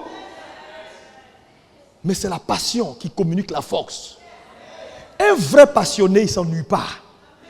Quand tu vois les gens qui commencent à s'ennuyer, ils ne savent pas ce qu'ils vont faire là, c'est parce qu'ils manquent de passion. Parce que la passion crée de l'énergie. Tu es là, ta tête tourne seulement. C'est-à-dire ça tourne comme tes idées. Ça vient, ça va. Et on se dit, mais lui là-même, c'est qui même? Dans le cafouillage là, lui, il ne fait que réfléchir. Il a toujours des choses à faire. Il est toujours passionné. Il ne s'ennuie jamais. Mais il y a des gens, quand ils se lèvent le matin, ils sont sur le lit, ils sont là. Ils se lavent toujours à 14h, 13h, 14h. Ils n'ont rien à faire. Je vais où aujourd'hui? Hein? Je vais où aujourd'hui? Quelqu'un n'a qu'à m'appeler, on va sortir. Donc ils attendent. Ils n'ont aucun plan. Ça ne tourne pas. Le moteur est grippé. Et je te dis, si ton moteur se grippe, même les choses de Dieu, tu vas être surpris que ça va t'énerver. Venir à l'église, ça ne va plus faire de tout. C'est-à-dire quand tu es assis à la maison, mercredi soir en train de regarder Novelas TV, tu oublies même qu'il y a direct. Ça ne te dit rien du tout, les programmes de l'église. Église en prière, il y en a même qui ont balayé ça. Lundi, ils sont en train de faire autre chose. Même les rediffusions des messages. Oh, c'est même pas le problème. Ils n'ont pas le temps. Ils vont faire quoi avec toutes ces histoires? On a écouté ça dimanche. Ils ne savent pas que la répétition est pédagogique. Il y a des choses qu'il te faut écouter 10 fois pour que ça descende dans ton cœur.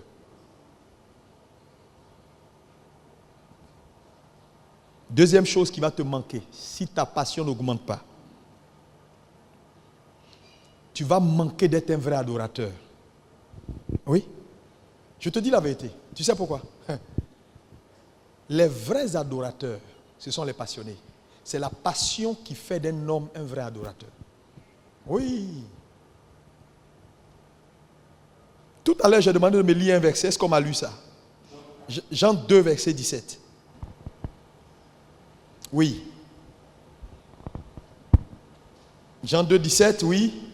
Jean 2, 17. Ses disciples se souviennent qu'il est écrit, le zèle de ta maison me dévore. Le zèle de ta maison me dévore. Hébreux 6, verset 11.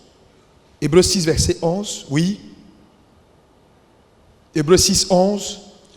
Nous désirons que chacun de vous montre le même zèle pour conserver jusqu'à la fin une pleine espérance. Frère, il te faut du zèle, de la force.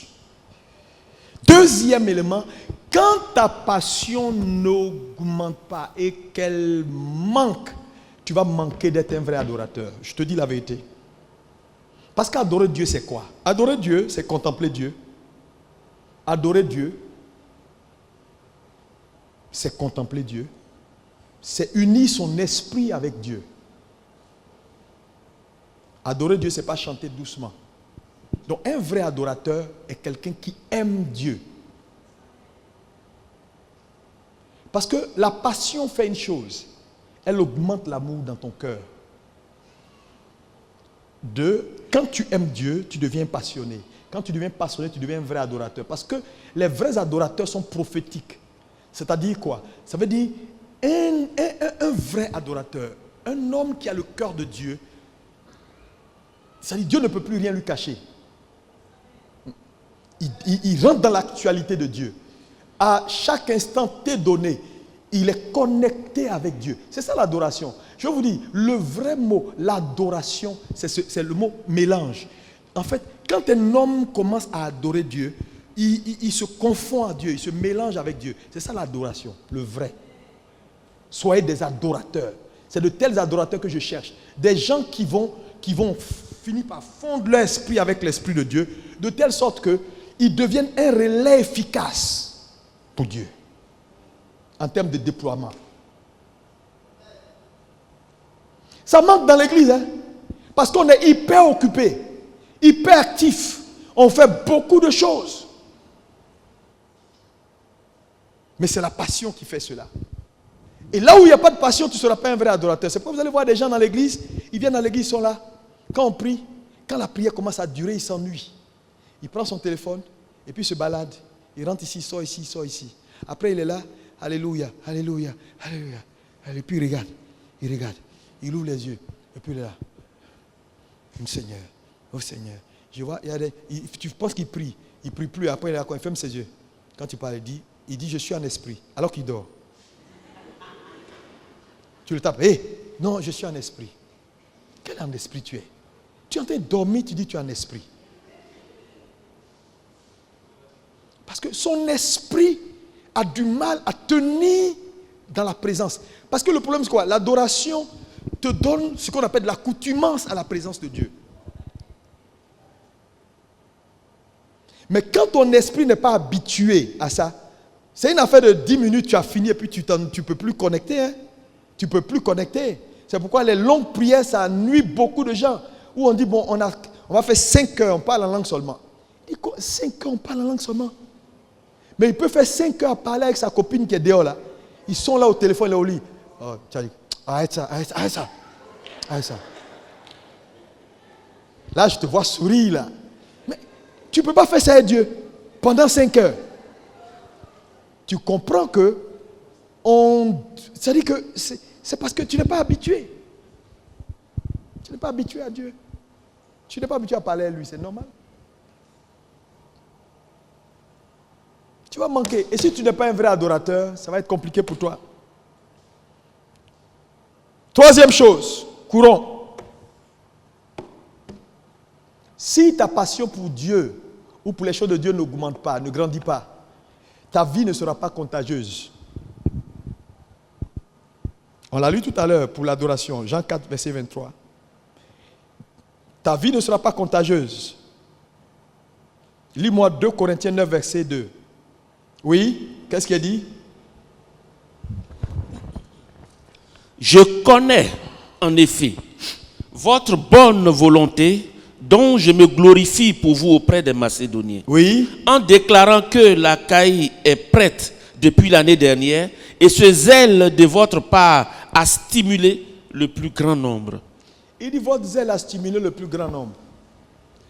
Ce que je veux pour toi et la prière que je fais maintenant, c'est que ton zèle stimule beaucoup. Parce qu'il y a des gens, et je vais vous dire, dans les églises évangéliques aujourd'hui en général, c'est les anciens membres qui sont le problème des nouveaux. Les anciens membres avec leurs anciennes façons de faire, qui ne veulent jamais changer, mais qui veulent faire les choses comme d'habitude. Parce qu'imaginez un frère qui arrive, tout est beau, tout est nouveau, il est là, il dit, ah, mais cette église est incroyable, je suis bien, pasteur. Oh non, pasteur, qu'est-ce qu'on peut faire? Quelques jours après, voilà l'ancien qui arrive.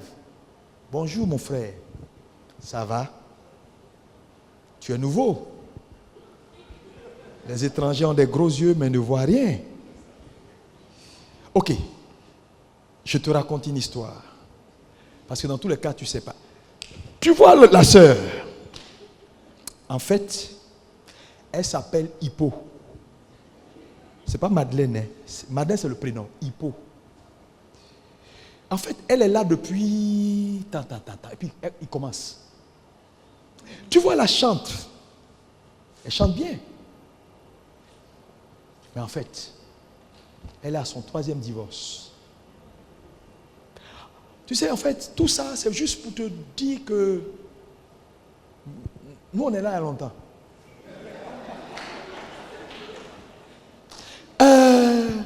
Celui-là, c'est Docteur Aliko. Bon, en fait, moi, j'aime pas les gens qui frappent leurs femmes. Mais bon, il le fait de temps en temps, mais je ne sais pas pourquoi.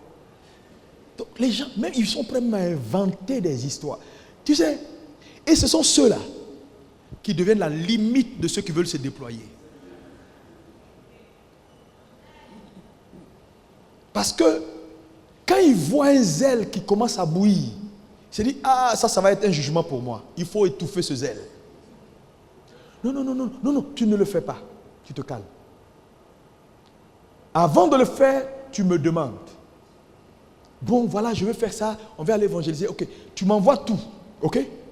Ton plan. Et puis il prend le plan, il dit, on va voir où il va faire son plan. Et puis il prend le plan et s'assoit dessus. Il dit, non, je suis en train de réfléchir. Je suis en train de parler à le bishop pour voir quand est-ce que tu vas commencer. Donc on a parlé, il est en prière. Calme-toi. Ici, c'est la hiérarchie, ok? Le frère aussi, il est là, ok? Aïe, je veux partir, je ne vais pas. Aïe, je veux partir, je ne vais pas. Et puis un jour, il se refroidit, il est là. Il fait les choses comme tout le monde. On dit, mon frère, qu'est-ce qu'il y a? Tu étais chaud avant, qu'est-ce qu'il y a? Il dit, non, mais tout le monde est froid. Tu es responsable. Tu convoques une réunion pour dire, 15 heures, je vous vois. Toi-même, tu arrives à 17h45. Excusez-moi. Hein. Tu penses que demain, ils vont venir quand tu vas les convoquer à 16h? Tu les as habitués à ça. Quand tu dis venez, toi tu dis non, je suis dans l'embouteillage. Ce n'est pas une raison. Il fallait quitter ta maison à midi. Si tu avais réuni à 16h, que tu sais que ton quartier est embouteillage. Donc vous comprenez que il dit ton zèle a contaminé. Le problème c'est que ça peut contaminer dans les deux sens. Le mauvais zèle peut contaminer. Comme le bon zèle peut contaminer. C'est pourquoi, quand Dieu vous fait la grâce d'être un ancien, parce que la position d'ancien est un privilège. C'est une grâce d'être là il y a longtemps. Cette grâce-là, il faut la capitaliser pour multiplier et pour en faire des meilleurs derrière. Non pas pour décourager, pour bloquer et empêcher les gens d'avancer. Ta vie ne sera pas contagieuse dans le bon sens. Si tu manques de passion. Mais regardez, quand vous allez quelque part, le peuple suit, il regarde. Si les dirigeants, les gens qui sont à la tête, qui font les choses, ne sont pas des passionnés, ils commencent quelque chose aujourd'hui, ils font une fois parce qu'on a parlé, deux fois parce qu'on a parlé, et puis la troisième fois qu'on ne parle pas, ils baissent la main. Je vous dis, tout peuple ou toute personne à qui on a besoin de rappeler des instructions a un problème de feu. Parce que s'il faut dire pour que tu te lèves, c'est que tu as un problème d'initiative intérieure. C'est un problème de zèle. Parce que quand on a dit une fois, pour dire désormais voilà ce qu'on doit faire dans l'église, si tu es quelqu'un de passionné, ça s'enregistre. Systématiquement, quand la période arrive, tu fais la chose sans qu'on ne te dise. Mais si il faut une intervention extérieure pour rallumer ta machine, tu as un problème. Voilà le mal de l'église. Ça fait qu'une chose commence, elle n'aboutit jamais parce que les gens à qui tu as confié ou qui sont à la tête, quand ils entendent ta voix et que tu as crié, ils courent. Le jour où tu ne cries pas, ils sont en train de ronfler. La passion est importante, hein? La passion est importante, hein? La passion est importante. Grandissez dans vos choses de Dieu. La priorité va revenir à Dieu.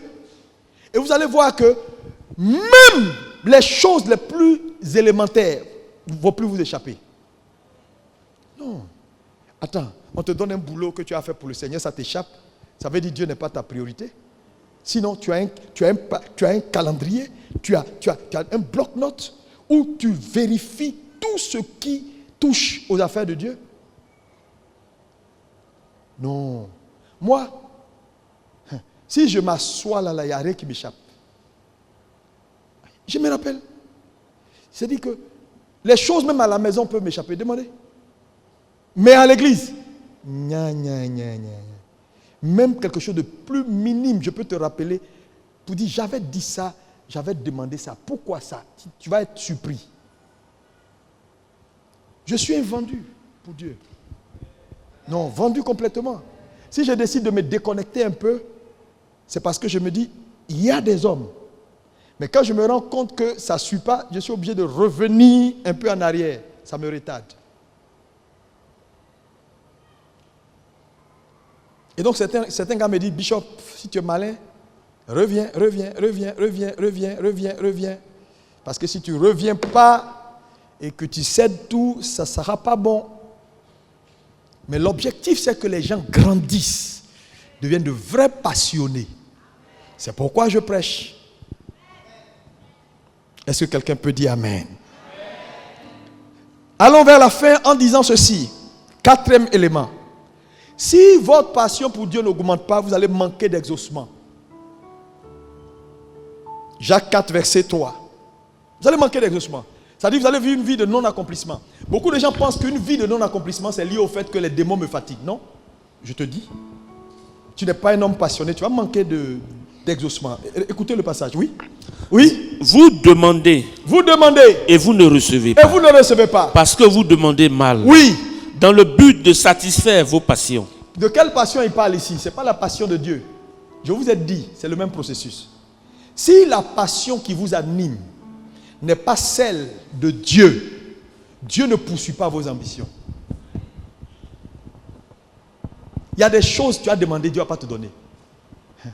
Et tu as dit, oui Seigneur, je ne comprends pas. Mais il va te dire, oui, je ne suis pas là d'abord pour toi. En réalité, c'est la passion de Dieu qui entretient les autres passions élémentaires que tu as. Quand tu vas commencer à aimer Dieu réellement, il n'y a rien qui va te manquer.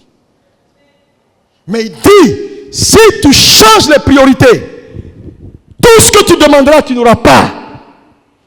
C'est pourquoi tous ceux qui sont là, Marie, Marie, Marie, femme, femme, femme, nye, nye, nye, nye, nye, nye, n'ont pas. C'est un cercle vicieux. Tu n'auras pas, tu vas les compromettre.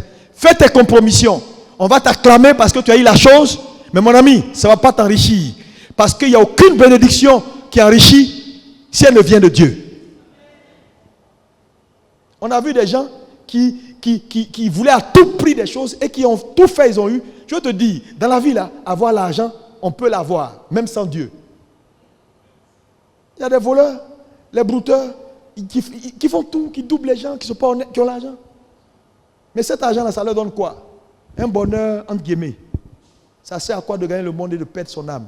Je vous dis, c'est ce qui vient de Dieu qui enrichit. Dis Amen, dis Amen, dis Amen, dis Amen, dis Amen, dis Amen. Et Dieu va t'en donner au nom de Jésus. Je dis, il va t'en donner au nom de Jésus. À partir d'aujourd'hui, mets Dieu en priorité. Quand tu cherches l'argent, dis Seigneur, il me faut ce contrat parce que je vais acheter 2 cars pour l'église. Tu as bien prié. Seigneur, il me faut ce contrat parce que je veux changer la voiture de mon pasteur. Tu as bien prié. Mais tu ne dis pas, Seigneur, je veux ce contrat parce que ma fille doit aller aux États-Unis. Seigneur, je veux ce contrat. Oui. Mais mon ami, mets l'œuvre de Dieu au cœur. Je veux ce contrat parce que je veux financer l'évangélisation dans mon village à part entière. Je suis prêt à mettre 50 millions. Dieu a dit quoi? Tu vas mettre 50 millions pour l'évangélisation de tout ton village. Envoie-moi le contrat ici, tiens. Quand la passion de Dieu est au-dessus, elle alimente les autres passions. Si vous la renversez, vous ne serez pas exaucé. Donc tu peux comprendre, non, le non-exaucement dans ta vie, là, c'est lié à ça. Je t'ai donné un secret maintenant. Là. Oui? Commence à mettre Dieu. Combien de fois l'église manque des choses? Certaines personnes ont ça. Mais jamais ils ne disent Seigneur. Tu sais, quand tu es un amoureux de Dieu, Dieu va mettre ses désirs dans ton cœur. Chaque dimanche, quand tu vas venir à l'église, tu dis, pasteur, j'ai remarqué que, parce que le groupe musical là, et si je changeais tous leurs micros, mais je vais faire des commandes en Allemagne, les meilleurs micros sans fil, parce que je vais acheter au moins une vingtaine pour méga réveillon, pour les programmes de fin d'année. Parce que j'ai un ami en Allemagne, je vais commander. Tu es en train de faire des bonnes choses. Mais quand tu as un peu d'argent, c'est toi. Ma maison au village, j'ai fait la fondation. Pasteur, tu peux venir prier. Tu vas prendre le pauvre pasteur, aller jusque dans un petit village pour prier. Quand il a fini de prier, tu dis, pasteur, tiens huile, mets huile, mets huile. Il met huile, ses mains sont sales. Tu dis, voilà chiffon, essuie ta main. Pasteur, bon, il y a quelques poissons hein, si tu veux manger. Et puis, quand il s'en va, vraiment merci, que Dieu te bénisse. Hein. Vraiment, dimanche, je vais voir si je peux être à l'église. Le pauvre pasteur, il s'en va. Mais il est tout triste. Et quand c'est comme ça, ce n'est pas bénédiction, il l'a laissé là-bas. Hein. C'est souffrance. Prière là, ce n'est pas bénédiction. C'est souffrance. Je vous assure, quand tu apprends à connaître Dieu, tu vas te réjouir. Oh non, moi je ne déplace jamais un homme de Dieu sans le bénir. J'ai horreur même de ça. Parce que je sais que quand je fais la joie des ouais, Dieu est content. On termine avec le 5e élément. Si la passion vous manque, vous allez lutter beaucoup dans la vie. Vous allez combattre les frères. Vous serez dans des palabres matin, midi, soir. Vous allez devenir quelqu'un de lunatique. Tu es là, tu parles à quelqu'un et puis tu dis aïe. Puis tu sautes, tu es quelque part. Palabre, palabre, palabre, palabre. Tu es tout le temps en train de lutter. Ta vie, c'est lutte seulement. Que Dieu te délivre au nom de Jésus. Est-ce que quelqu'un est béni? Est-ce que quelqu'un est béni? Lis-moi le dernier verset. Oui.